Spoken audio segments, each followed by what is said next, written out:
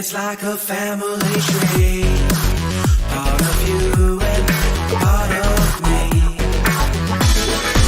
And if we should separate, go your own way, I won't wait.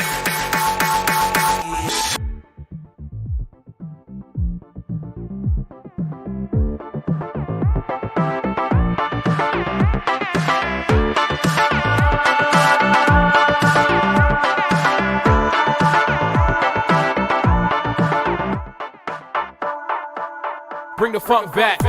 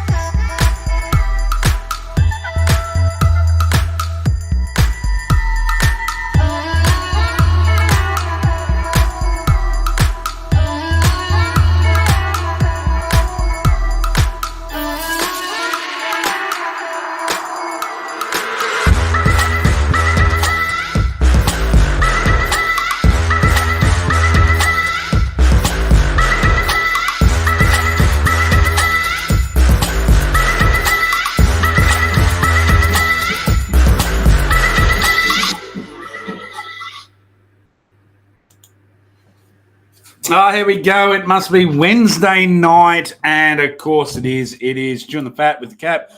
I said over the last couple of weeks we've been following intently what's going on in the ABT race and who is going to win AOY. We've had Maddie, we've had Mitch on, and look, we'll go into more details on that. For those that don't know, Maddie was the winner of the comp, and I do have him in the background pulling faces at me. You can't see that, but we will talk to Maddie in a minute. I'll go through all of the stuff that we're supposed to go through. Don't forget the postcode prize is a good one tonight because we've got the Bass Guru, the GOAT himself.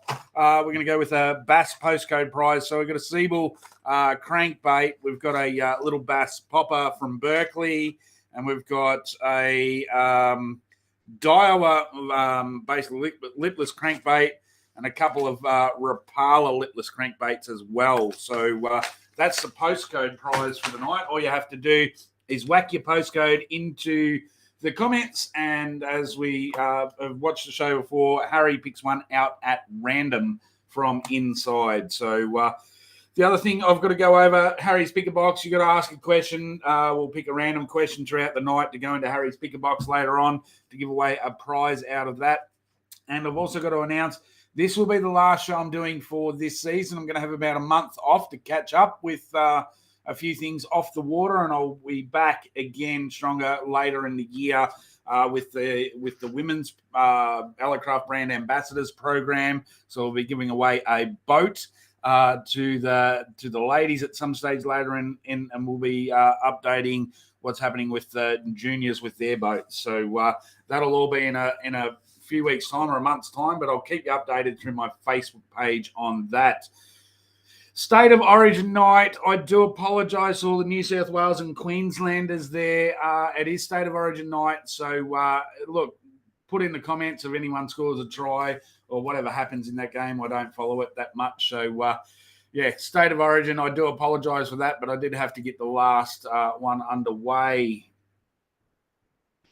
Let's see. Yep, we got heaps on. Scotty, Shane, Scotty, Steve, Dale, Elion, Glenn, Christy, Dale, Jeffrey, Kevin, Daniel, Luke, Jake, and Tim. Congratulations, Tim, by the way, for your Kanya's really showing you up this, what you can do out there. So, and Brandon, look, we've got heaps on, so we better get the guy on and we'll have a bit of a quick chat because I've got it broken down into sort of 4 separate questions for Matty to start off before we get to all of your questions. But I better bring him on and we'll have a quick chat about it. G'day, Matty. How you going? Good. How are you? Yeah, good, mate. Thanks for coming on. I know State of Origin, you'll be back in the Maroons in tonight. There's probably no worries about that being the big Broncos fan that you are. We've still got a big crowd on. Timmy's written there today, two's overrated. So look, you did put it out of the way and you did get it done. I said last week that I'd talk to whoever won it. It was either going to be you or Coney, and it panned out that you did. But I've got a heap of sort of questions and stats that I sort of want to throw at you that people might not know or understand it, how big a season it really ended up being. I do have to give a couple of shout outs. I've got the scores up on my other screen, so you have to bear with me. But Mitchell Cone, big kudos goes out to Coney because in any other year he would have won by a dozen points with a 2 wins, a 99 and a 96.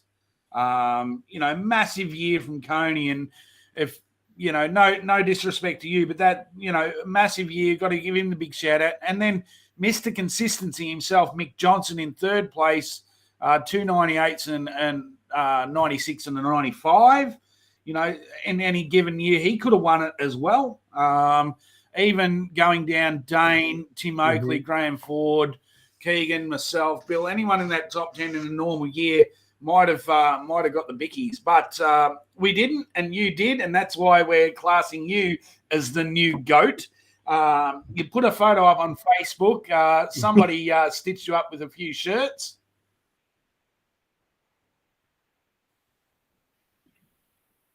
Yeah, still not sure who that was, but yeah, we were just getting ready for the briefing on Friday, and someone. Oh, Timmy Oakley come walking around the corner with a different shirt on. I didn't take much notice of it, but then Keegan turned up and he had the same shirt on. And then Mitchell walked out and he had the same coloured shirt on. And then all of a sudden they all turned around and the picture on the front. And then, yeah, Mick took his jacket off at the briefing and he had his on too. So. Can't trust anyone. And that's what the group's like. It's and that's what ABT's turned into over the last few years as well. It's a really good place to be. It's a really good place to fish. It seems to, in my honest opinion, the political bullshit has gone out of the sport. Everyone gets along. Everyone communicates through camps. Everyone has a fat time. We're all out there doing it because we love doing it. It's really enjoyable to be around these days. I'm having a ball going to them. I was really hard for me to sit back here in Victoria without live scores and that to get updated and get stuff, and I'm ringing and sending texts and nobody was in phone range. But that's the process we've got to do with the situation in with poor phone range. But let's go through the stats. I know you're a humble guy and you don't like talking about yourself too much, and that's my job tonight is obviously blowing this all out of proportion for you. But in general, mate, you've got the trophy up there behind you. We had a talk during the week. You're the third person now in the history of ABT to be a triple AOY. Is that correct?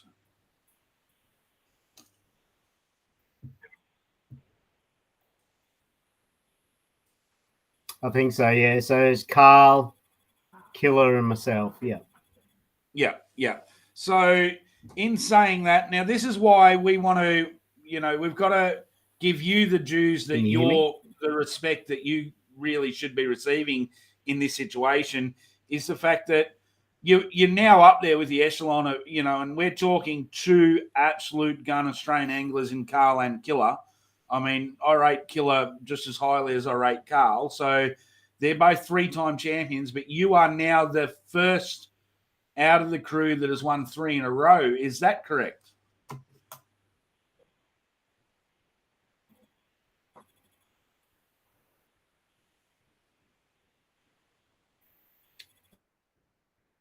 Yeah, that's what the trophy says. The Carl and Killer, I think Carl won his in 2006, 2008, and 2010. And then I think Killer won his in different intervals as well. But yeah, it's been me, which has been cool. It is cool, and you should be proud of it. I mean, you're up there with that echelon. I'm not 100% sure. I've got a little bit of lag on the audio. I'm getting your picture like spot on. I've got a little bit of lag at my end. I'm not sure if everyone else is getting lag. Write in the comments if you're getting lag on the actual audio from Maddie's end, just so I know, because I can work my way through it if it's just at my end. So, yeah, you're 3-time champion, and next year it gives you a goal to try and chase it down again. There you go. They're saying we've got lag on both ends, so that's all good. It's probably because of State of Origin, everyone online. But yes, you've got something to sort of work to for next year.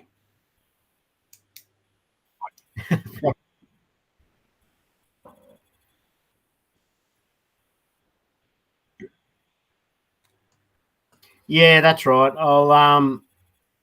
I'll aim for 4 in a row if I can. There's always to have 3 in a row is pretty awesome, but I can see that there's not really an end game for me in the near future. So I'm gonna keep chasing it every year that I can now. So the comments have come in. Everyone's saying there's a little bit of lag. We'll just keep working through it because sometimes the internet it's the internet's end, so there's not much we can do about it from our end. I'll just ask the questions and let you answer, mate. Yeah. Rightio. Yep. So as I said, I rang you during the week, had a bit of a chat, and we've talked about what happened. And it was really intriguing to me how your week went. So let's go with the first sort of part of the question is your week leading up to the comp. Tell us about the shit you had to put up with going into the comp and trying to keep your head right. Most of us would have dropped our bag. Tell us about the week leading in. Oh, yeah. Yeah, there was a few. It wasn't the best sort of preparation week for me. Like normally I'm super organised. I've got everything organised. Went out and got organised, prior. I've got the boat prepped and tackle rigged and everything well in advance. So I'm ready just to get out on the water, 4 or 5 days beforehand. But on the Tuesday before, my wife and daughter they've had COVID. So we've been trying to stay clear of each other. But I had to basically do rat tests every 2 days to make sure that I didn't get it. And being a school teacher, I've got a duty of care to make sure that, I don't take it to school either. So I'd done 4 tests every 2 days, and I was on to my last test, and I'd done my last test and left it on the counter, and basically went and had a look at it, threw it in the bin. And then Annette come into me about 10 minutes after with my rat test. She says, you got a line on your rat test. And I said, oh, are you serious? Anyway, I had a look at it, and there was a faint second line, and I thought something in the bins got on that. I'm not sure, but anyway, so I panicked because basically I've got to isolate for 7 days if I'm COVID positive. So straight away I rang school, said, look, this is what's happened. I'm going straight down to get a PCR test at the hospital. Got the PCR test at the hospital, and previously they've been really quick, but basically I had to wait 24 to 48 hours they usually say. The last few times it's only been 5 or 6 hours, but I didn't get my results back until very late that evening, and thank goodness it come back negative. So I got a false positive on the rat, and then the PCR come back and said I was negative, but it's not really the sort of how would you say the stress that I needed a few days out, because literally I'd messaged Morgo and Nicole and said, look, I don't think I can come. And I let Mitch know and told him, and broke it down and said, look, this might go off without me even turning up. And but thankfully that PCR test come back negative, and we were all well and good. Luckily.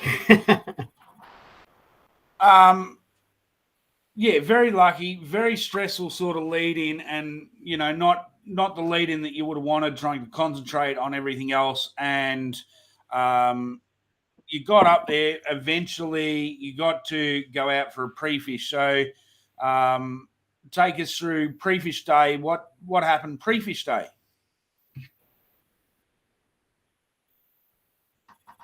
Going into Prefish Day, my plan was not really hound too many of my areas that I wanted to actually fish during the tournament. There's a few places at Cania that I fish that are very specific, like they're, isolated tree branches, and there's a couple of big rocks and boulders that I know, not many people are going to find. So I didn't fish any of that stuff, but there was a few banks that you can go to and you can just get a bite along them. And I said to Nick Brown pre-fishes with me, and he has done all year. About mid-morning, I said to Nick Brown, I just said, look, mate, I'm going to have to go and try and get a bite just to get some confidence, just to see if these fish have actually changed. And, I basically fished all Friday without a bite. I caught one undersize early in the morning, just in a random spot, and then so I was pretty stressed. I didn't catch a legal fish at all Prefish Day, and a couple of those banks that I really wanted to go and fish, didn't produce. So I had to fully rely on, those little areas that I was hoping that there was going to be fish on for Saturday and Sunday to hold up. So once again, we've gone from a shitty lead in and a terrible Prefish Day, and this is that we talk about on the I suppose show a lot, time on the water and confidence with your own ability, and being able to read patterns, read everything else, all the things that go together. But you were able to then go back to camp, settle yourself down, and come out with a plan for Saturday, which to most people, we would have just lost the plot and just gone, fucking our weekend's over. There's nothing we can do about it. We'll just swing for the fence. But you were able to get your head into the game again and go out with a plan on Saturday morning. what happened Saturday? Let the Mhm. people know, because we didn't have live scores and whatnot. So what happened Saturday? Yeah, so basically Saturday my plan was to fish a shallow bait. There was a couple of baits that I like to fish there. One is a ZX 43 or a ZX 40, and the other one was a jerk bait. So I had a couple of I had a Rapala ripstop, an XR6, and basically just went shallow. The good thing for me on Saturday is I went straight to a big steep bank, and I basically knew that the fish in Cania at the moment have been, or the active fish in Cania at the moment, I should say, have been sitting on steep rock walls. Pretty quickly, I found some active fish in the basin and caught one straight away on a jerkbait, which was good. And it was a legal fish straight away. So that first fish settled the nerves. And I knew that, if I could catch 3 out of 5 or get my bag on the Saturday, that'd be good. And then wasn't even thinking about Sunday. I just knew that between 3 and 5 were going to be good for this particular tournament. So the sun basically came up, and the big thing about Cana is when the sun's on the water, or when the water starts warming, the fish actually get more active. They can be super quiet in overcast or shaded banks, but as soon as you get sun on the water and a bit of temperature on that water, they get more active. And particularly with a blade or a jig that I've found traditionally in the past have been the most effective baits to catch fish when the sun's up. And pretty much that sun came up. I fished a jerkbait for maybe an hour and a half, 2 hours. And then I was constantly moving, on those steep rocky banks, and basically went from a jerkbait at about 9 o'clock, and then moved to a skirted jig. And again, as I said with the jerkbait, I got that bite early. And then once I moved to the jig, I got a bite on the jig, third cast. And then on my fifth cast, I landed my second keeper on the jig. And that told me everything I needed to know. So I just put the jig in my hand pretty much for the rest of the session, and ended up with 5 legals. Now, 5 legals at Cania, 5 33-centimetre legals at Cania normally wouldn't be any good to you, but this particular tournament, I knew, like I said to you, if I could get between 3 and 5 fish of any size, as long as they were legal, I knew that I'd put myself in a decent position. And, when you're gunning for AOY and you need a 6th place finish or better, you just got to catch any fish you can. And I guess Ricky McGuinness put it good the other day. He said, I can see that you live for every bite. And on the weekend, that's every single cast I did, I thought I was going to catch a fish. It was the toughest I've ever seen that damn fish. And I was just, super focused, just kept fishing those rocky banks, kept moving, fished that jig, and I ended up catching 5 on the Saturday, albeit my last keeper was basically at, I think it was about 5 to 2, and we have to weigh in at 2. And I caught my last keeper at about 10 to 2, and then got an upgrade at 5 to 2. So, you need, when it's tough, you need every single minute of that day. Yeah, and I've said it before on the show, and people have asked, and it's come in the questions all the time about, what makes a difference? Why does Matty catch fish? And I've fished with you a lot, and you've taught me from word go. Every cast you've got to expect that fish. When you're not expecting that fish, especially in a tough comp, you drop a fish, she's all over, done, and you're chasing your tail. So you've had a reasonable day. You've caught your 5 fish. You thought you've gone all right. You're still, the back of your head's ticking over, AOY, I've got to finish 5th, but I've done my work for Saturday. You've come in, you found out the scores. Yeah. You got Johnny Noble sitting in front. You're sitting in second. And I think Coney was in 5th or 6th, maybe. Saturday night, which put the pressure back on you. Yeah. So you've had all night to think about it. Mm. You knew your plan for Sunday. Give us the Sunday rundown. So Sunday, it was a little bit different to Saturday. We started off with fog. And again, traditionally, foggy Cania normally leads into a bluebird sky day.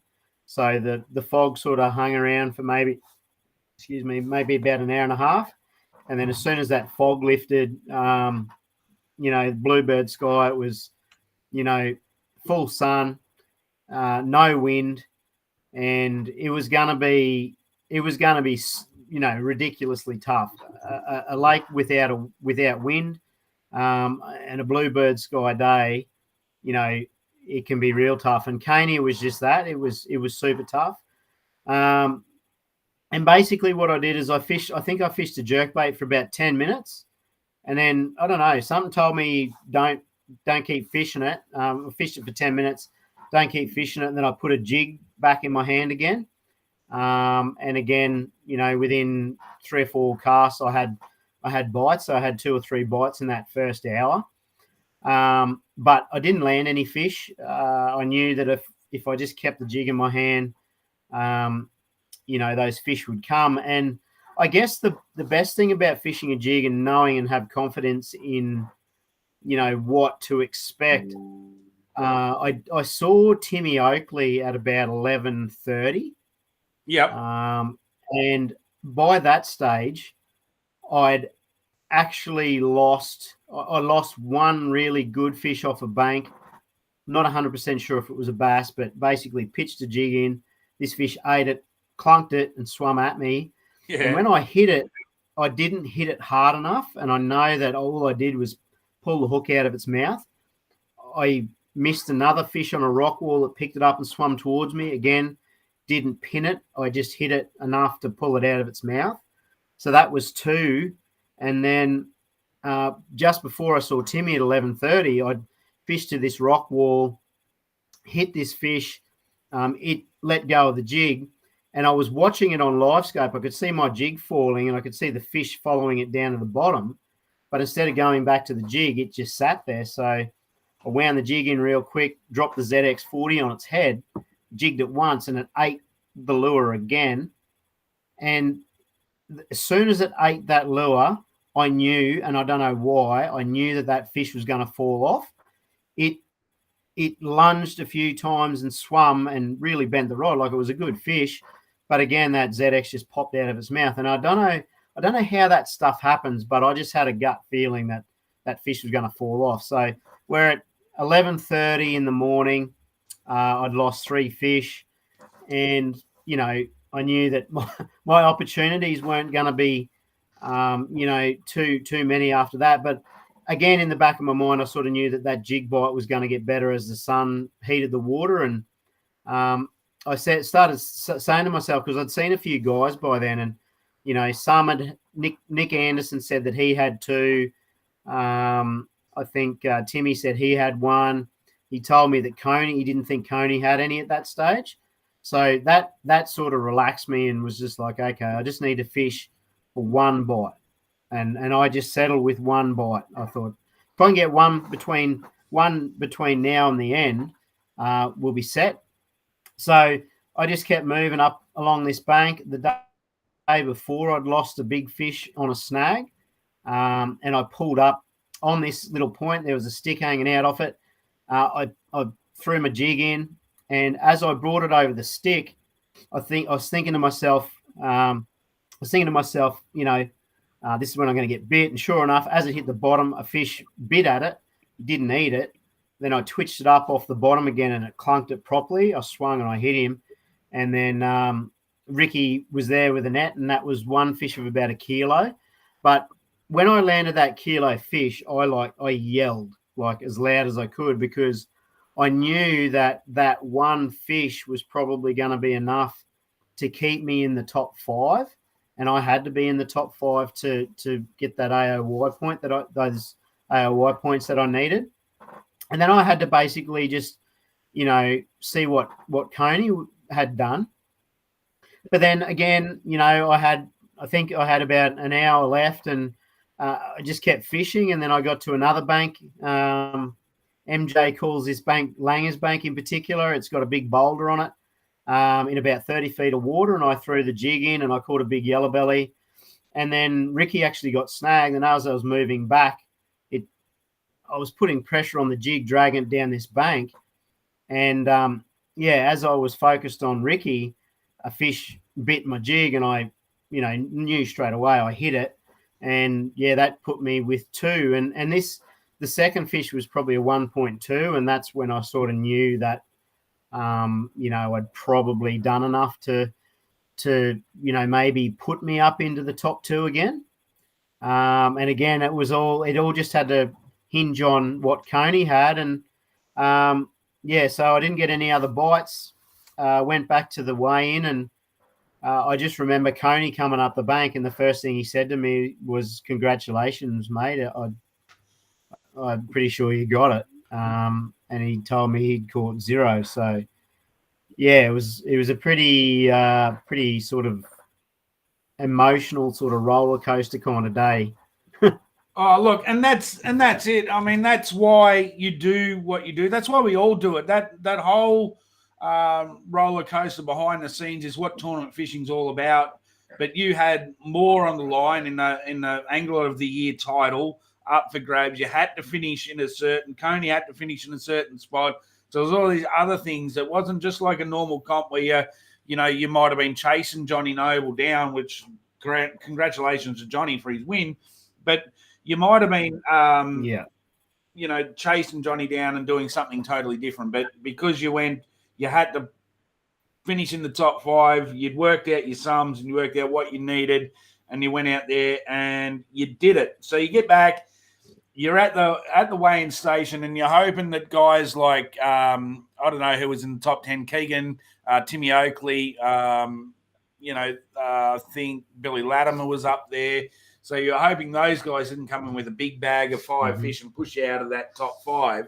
So even though you think you had Coney, you still didn't know that you were going to finish in the top 5 because other results could have gone against you, didn't you? Yeah, that's right. So you had Nick Anderson, you had Mick Johnson.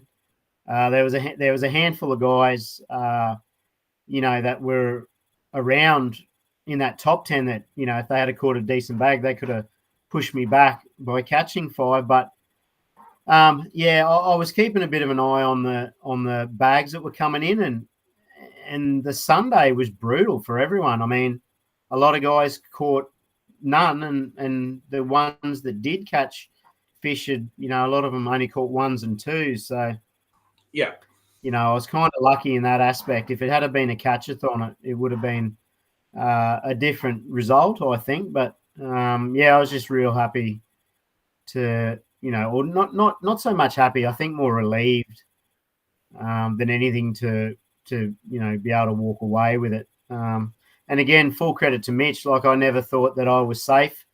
He put himself in a position on Saturday to have a run at it, just like I did. And the Sunday, it unfortunately just didn't work out. And the whole time, even though I saw Timmy at 11:30 said, he may not have any, I didn't believe that for a second. And then even so, if he did have 0 at 11:30, he still had time to, catch 3 or 4 fish. So, you just never know it's over till it's properly over, Yep, and that's what I really love about tournament fishing. So for anyone out there that wants to get an insight into tournament fishing, that is exactly what you've just talked about. There is exactly what tournament fishing is all about. We don't know what's going on until the fat lady sings, basically, at the very end. Matty, I'm going to have to do the postcode prize. We'll keep chatting, but Harry picks the postcode winners out by random inside, and today's postcode winner for that little bass pack that I've got there is Brandon Scott 3840. So, Brandon, you need to send me your address details to Corey's Damn Fishing Facebook page, and I will get those out to you in the mail this week. as I said, to go into the draw for Harry's box here later on. And we're not going to have a lot of time for questions. I believe Timmy's just put that the Blues are in already. So there's one try on the board. We'll keep you updated as we go. But to win Harry's box, you've got, or get a choice out of Harry's box, you've got to ask questions. So get your questions in, and I will feed them to Matthew over the next 15, 20 minutes until we get to the hour, and then let you all go and watch State of Origin. But as for the top 10, ended up Matthew Langford in first place, Mitch Cone in second place, Mick Johnson in third place. Then previous guest of the show, Dane Price also. So Timmy Oakley in fifth, Graham Ford in sixth, Keegan in seventh, myself in eighth, Bill in ninth, and Mark Parriott in 10th. So out of the top 10 this year, I've only not interviewed two people. So I'm pretty happy with the quality of content I'm getting on the show. In the co-voters, as I said, Timmy Steinhaus won the comp on the weekend. But Tony Neal had it already wrapped up before he got to Kenya. Nobody could beat him for the AOY for the Coes. Jake Hardy with a really consistent year in second. Adam Mears in third. Calvin Haddam, last year's winner, still up there in fourth. Nelson, Luke, Will, Daniel, Bradley, and Tommy round out the top 10 in the Coes. So, Christina, you just missed out. I know she watches the show a lot. Christina just missed out on the top 10 in 11th place, which is awesome effort. I'm pretty sure from talking to her at Glenbourne, it was her first year. So, good results there. All right, I'm going to look through some questions, Maddie. So we've got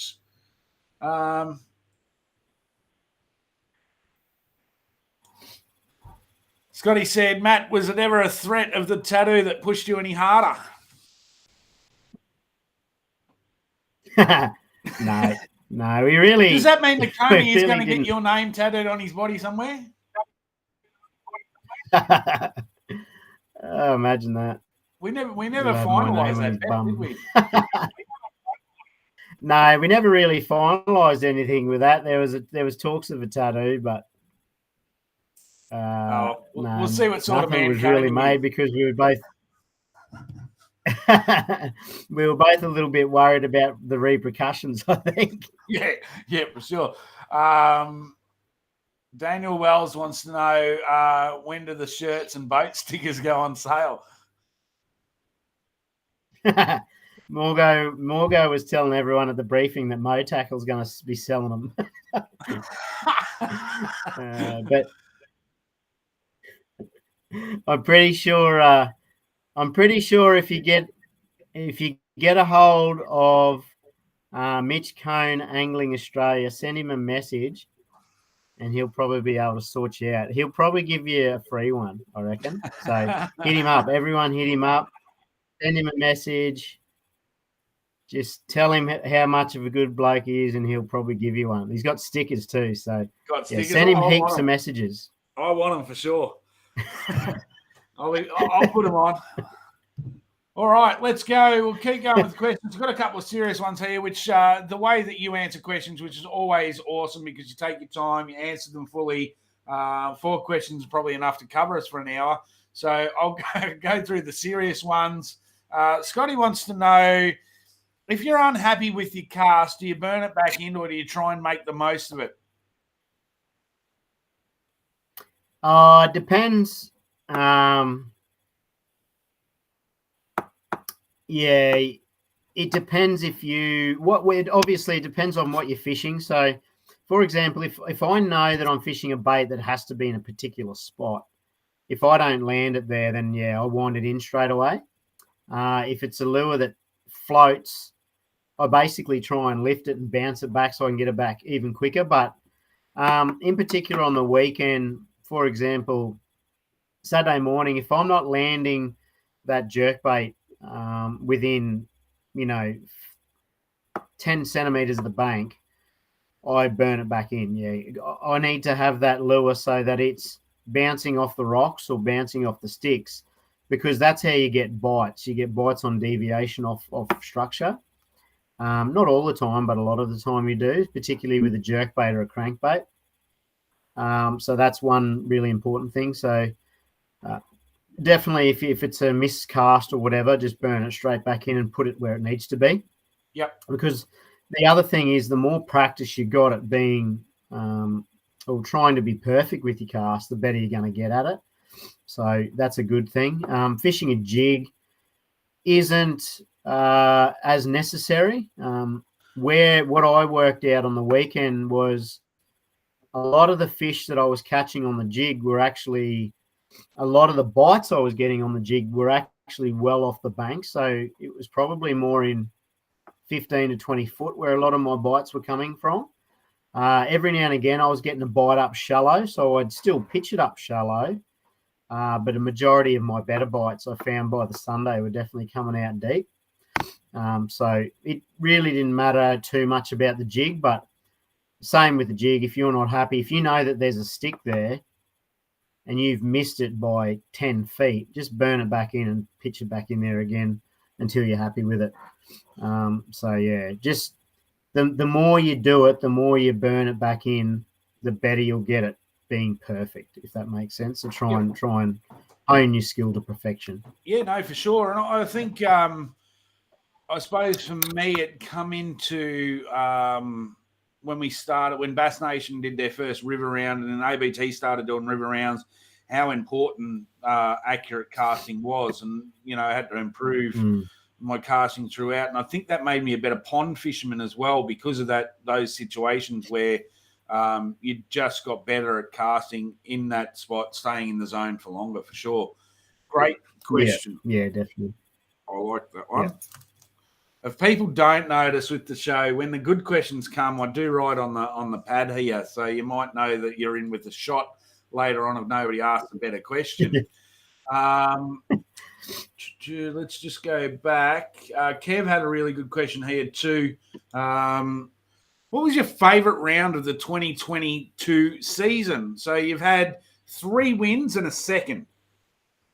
But then you've also had your other results. So what was your favourite round out of all the comps this year? Going way back to Blue Rock and Glen Maggie, then we did the New South Wales double headers. I think my favourite was actually Cania. As much as the pressure was on, I reckon Cania was probably my favourite purely because I really locked into something that I was confident with, and I knew that if I fished enough, I was going to get bit. In saying that as well, I'm going to change my mind. I'm going to say Sinclair. Sinclair also was kind of like Cania, I guess. There was just, you had one bait on, you kept throwing it in the same sort of spots, and you kept covering ground, and you knew eventually you were going to get bites. I think I'm going to say Sinclair was number 1, and then Cania number 2. Yep. Glenbourne was the most spontaneous, but that's a different question. But yeah, there you go. Awesome. Hey, I've got to give a shout. I'm getting messages. Well, I'm on the show. I'm getting messages, and I'll have to do this one because a couple of comps coming up, which I'm not going to be able to cover. Obviously, there's a Bass Electric this weekend on the sunny coast somewhere. Where is it? Lake McDonald. Lake McDonald, Lake McDonald. And next week, we've got the Central Victorian Lure Casters River Round at Turrumbary Weir on the Murray. So I'll be at that. I'll do some stuff from my own personal Facebook page. We won't be able to cover them on the show, but the tournament director for Central Victorian Lure Casters just sent me a message, said, can you please give us a quick shout out? So I'll give the shout out. Central Victorian Lure Casters, look them up on Facebook. They're doing their big boat raffle at the moment. Spend $30 and get 3 tickets into the boat raffle, which will be drawn on the 9th of July. But you'll also get 1 ticket into the draw to win another $2,000 worth of camping gear. So basically, for $30, you're going in the draw for the boat and into the draw for the $2,000 worth of camping gear. So that's Central Victorian Lure Casters. If you're not on, look them up on Facebook and get in touch with them. Don't get in touch with me because I have nothing to do with the raffle. It's their stuff. So there's my shout out done. All right. I think Go on. there's Queensland freshwater fishing tournaments at Somerset this weekend, and then Yep. BP Dam next weekend too. So Yeah, so it's still a full calendar going on. I'm just going to have a few weeks off to catch up and do some other stuff. The show does take a lot of time off Harry, and he comes in and supports me in the show, so I've got to do some stuff with him. I've also got to go away, so that's all good. Timmy's obviously talking about the ladder must have gone missing again. Yes, the ladder did go missing. Keegan Painter may have had a lot to do with that, but Keegan's known. There's a whole ladder war going on between you guys and Keegan. Retribution. It's quite funny. I'm going to start recording some of that stuff, I think, when I'm at the comps. Nick Brown, have you got any tournament tattoos? Yes, I do, but I'm not going to talk about that on the show. Why not?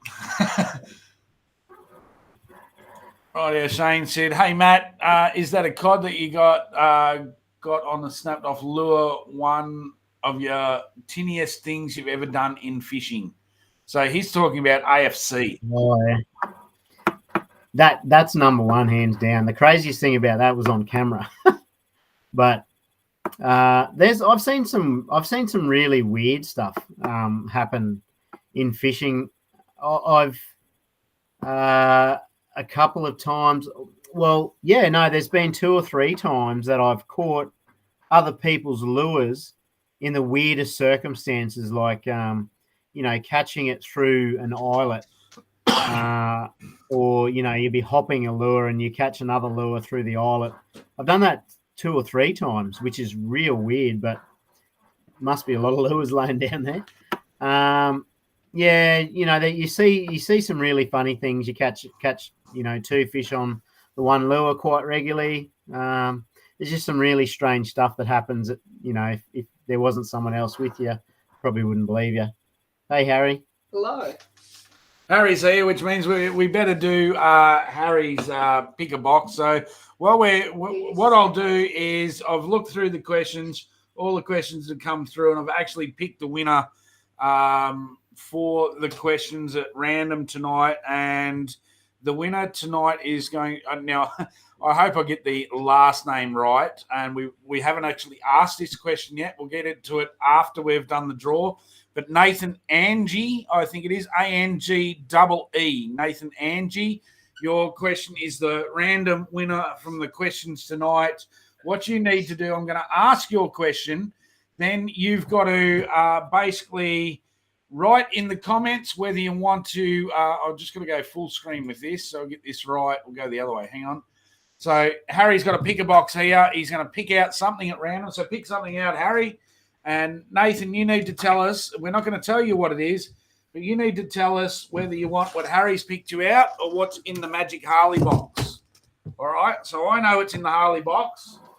I know what Harry's drawn out of the wheel. So while we go on to this question from Nathan, don't show anyone that. You've got to tell us which one you want, whether you want Harry's box or whether you want the Harley box. And the question was a nice, easy one. Maddie, what's your favourite way to chase cod? Oh, favourite way to chase cod would be walking the granite gorges of northern New South Wales. Throwing top water. Excellent. All right. Let's see what Nathan has said. Awesome, mate. Spot on. We're just waiting on his reply. We've got a bit of a lag. We've probably got a 10, 15-second lag.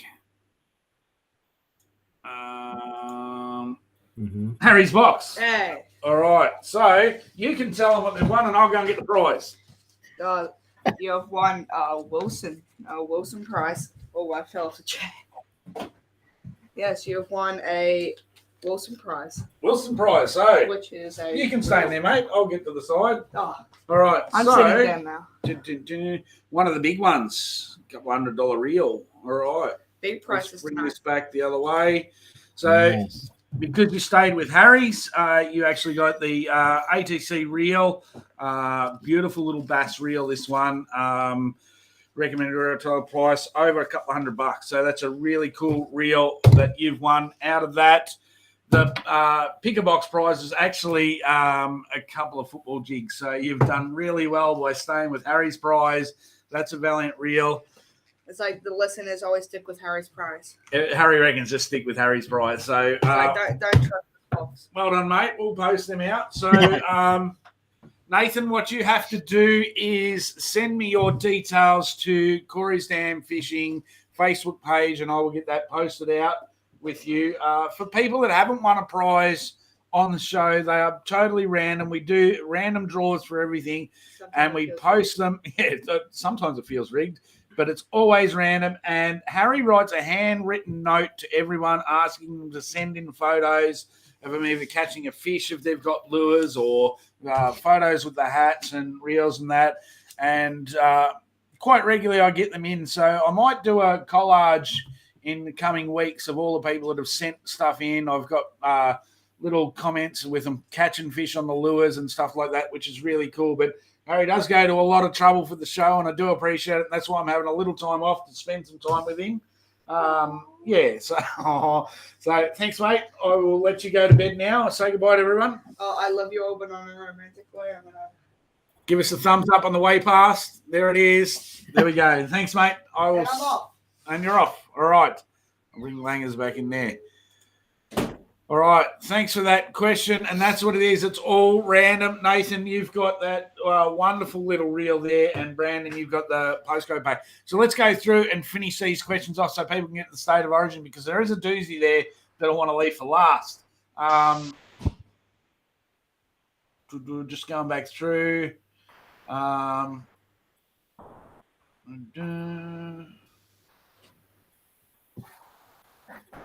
Daniel wants to know, what's the biggest thing you've learnt this season? The biggest thing I've learned this season is just something I've been working on for years. Actually, and we talk about it all the time, captains, about trusting your gut instinct or trusting your instinct. Your instinct is what you should follow. Don't follow what you're thinking. As soon as your gut tells you to do something.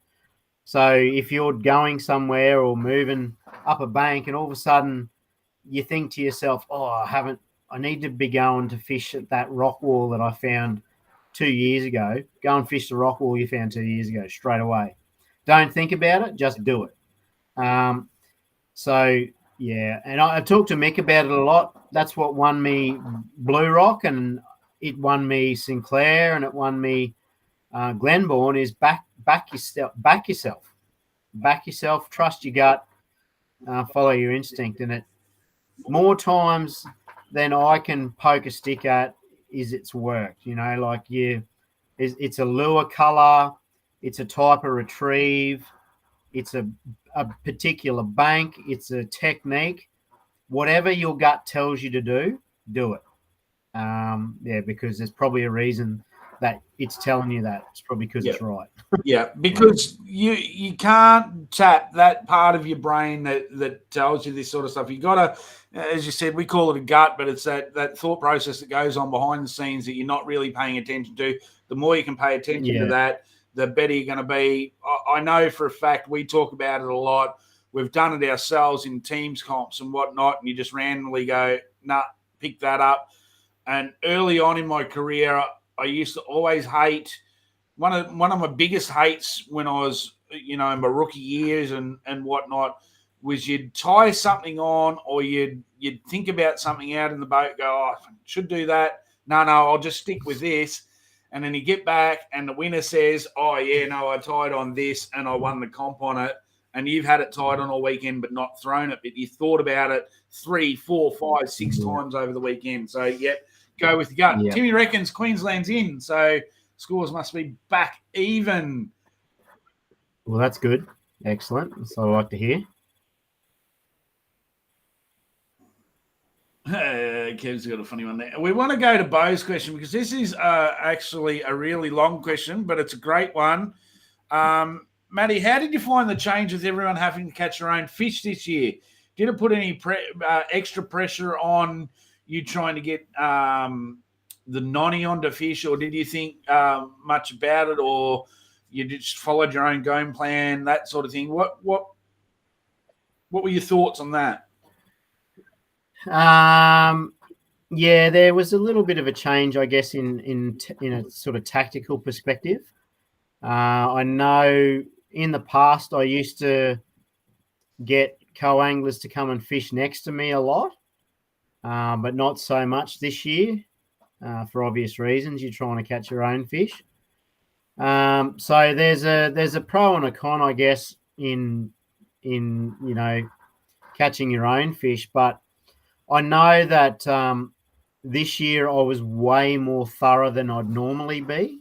So if I was onto a technique that was working well, I was really thorough about how I went about fishing it. I kind of didn't give my Coey too much left. And I'm being honest, you're allowing them to fish, you're giving them space to fish, but you're working in front of them, and a lot of time you're fishing a bank. And if I've been super thorough, I'm not saying I'm not going to catch all those fish, because you can still catch fish definitely behind a pro. There's 100%, but you've got to think about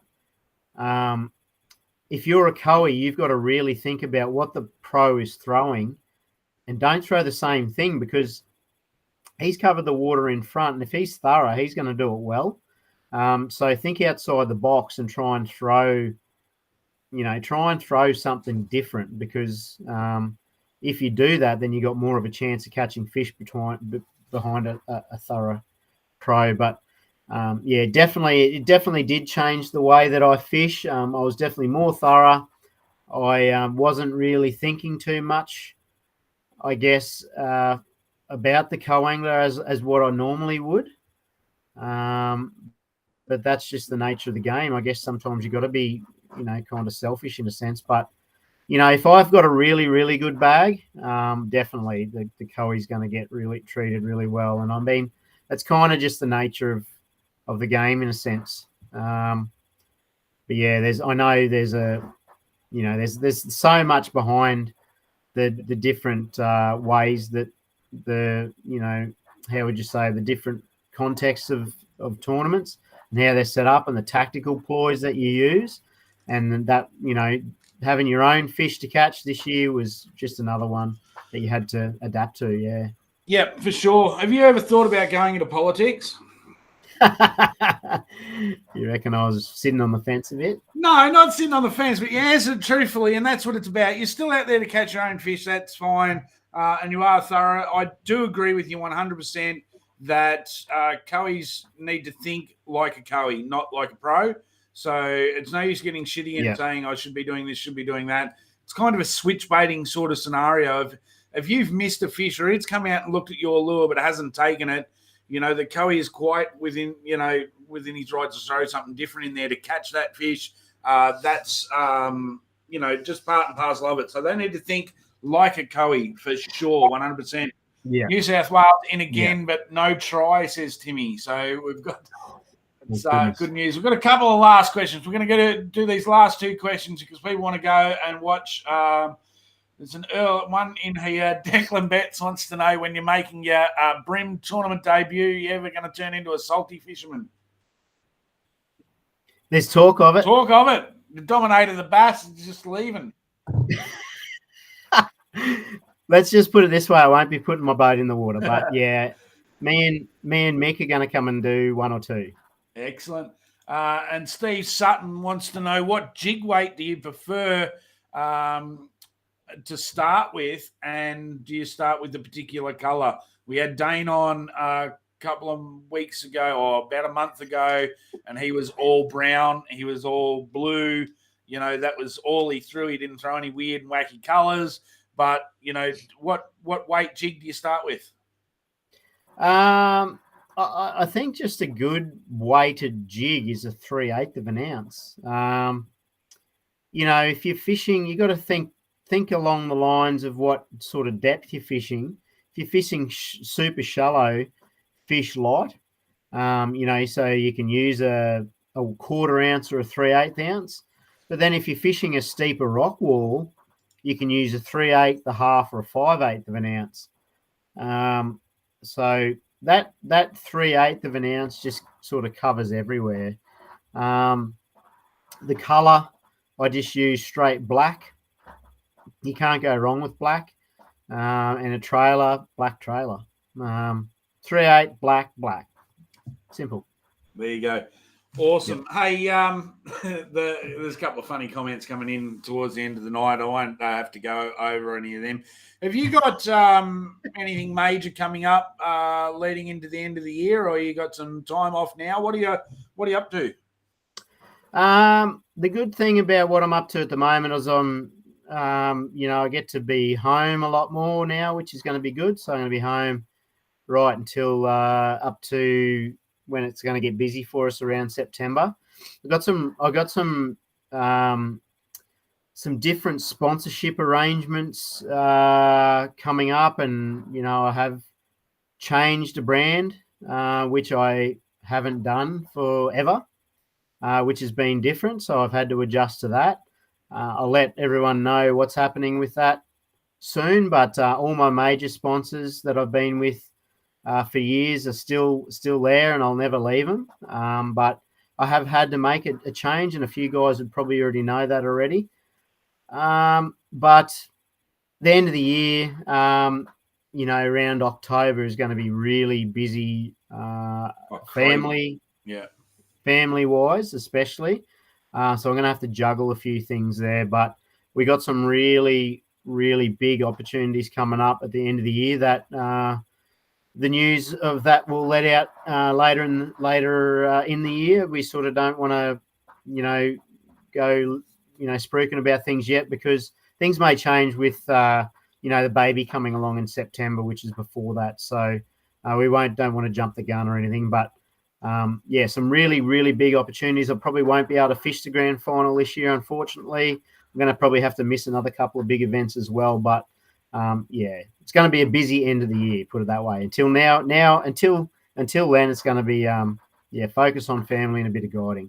That's awesome. So guiding, they can get you through your Facebook page, they can get you through your website, they can call you, do whatever. So you've got plenty of time to do some guiding coming up. As people that follow you know, you've got another baby on the way, so that's going to complicate things come the end of the year. I have to say, and I'll say this without a filter, thank fuck you're not fishing the grand final. It might give one of us a chance to win it. I say that with all due respect, mate. I love to have you there, and we do have a lot of fun together, and I do like challenging myself against the best. You are the best, but if you're not there, it's just one extra spot that I don't have to worry about. So I'm really happy about that. And I'm sure there's probably 30 other anglers saying the same thing under their own breath. Caney's not going to be there either, so that's another weight off your shoulders too. 2 from 2. Couldn't say I'd be any happier to finish the night off, that's for sure. Yes, Timmy, I will see you there. I'm looking forward to catching up, mate. And as I said, I'll be back in a month or so talking about anything else. Anyone else you want to give a shout out to? Anything you've got? You're going to AFTA and stuff like that. That's got to be coming up soon, doesn't it? Oh yeah, I haven't put any thought into AFTA. I haven't been asked to yet, so we may do, but we'll just see what happens. Yeah. I want to make a special mention to Nick Brown, my little Prefish buddy. Nick has basically spent a lot of time and effort this year coming to events. He's a dream. He's a dream Prefish buddy. Basically, he knows how it works. He's just really polite. He's got great etiquette. He's the, one of the best guys I've ever fished with. And I just want to say thanks to Nick for everything. Not sure whether he's going to be able to fish too much next year, but I just want to put a big shout out there to Nick and all the effort he's gone to, and thanks for being awesome. No, and look, Nick's a good friend of us. We both talk to him. We travel with him. We travel up, and I think he is maybe the only one that in the co-boaters at Fish. No, Tony Neal did as well. So you got Tony Neal, Jake Hardy, and Nick did every comp this year. So there were 3 of them. So that's a cracking effort. I love seeing his little updates on the plane, flying up, doing all that sort of stuff. It's awesome to see. He was a bit down on himself after Glenbourne, and he's pulled it back in, finished 13th. So very respectable year. Yep. Yeah, absolutely. Yeah, and he's I probably should dedicate that AOY title this year to him, because without his, without my little Prefish buddy, probably wouldn't have got it done. Oh, the little party pies and sausage rolls in the camp oven when he got home. He's a pearler, that's for sure. He's all over it, yep. All right, we're going to call it quits on the night. Kevin reckons if Coney had a one-langer, should have called his baby Coney. Oh, shit. That would have been a tough bet to, Anyway, thanks, everyone, for all the questions. As I said, last show for a little while. I'm going to have some time off. Maddie, congratulations. Awesome year. You are now officially up there in the same ranks on that board as Killer and Cousin Carl. So next year, let's see what we can do to make you the only 4-time winner. Might put some pressure on Killer to come out of retirement, well, semi-retirement. I know he still fishes comps. He's still about, yeah. But maybe he can come out of retirement, fish a full season, and put some pressure back on you. Yeah, you wouldn't put it past him. He's still got it too, I reckon. Yeah, still got it for sure. So, thanks for being on, Matty, and let everyone get back to the state of origin. I don't know who's winning, and I don't really care, but if I had to think, I'll go with the Maroons because I lived in Queensland. So, thanks, everyone. I'm going to turn it off and see you all in a little while.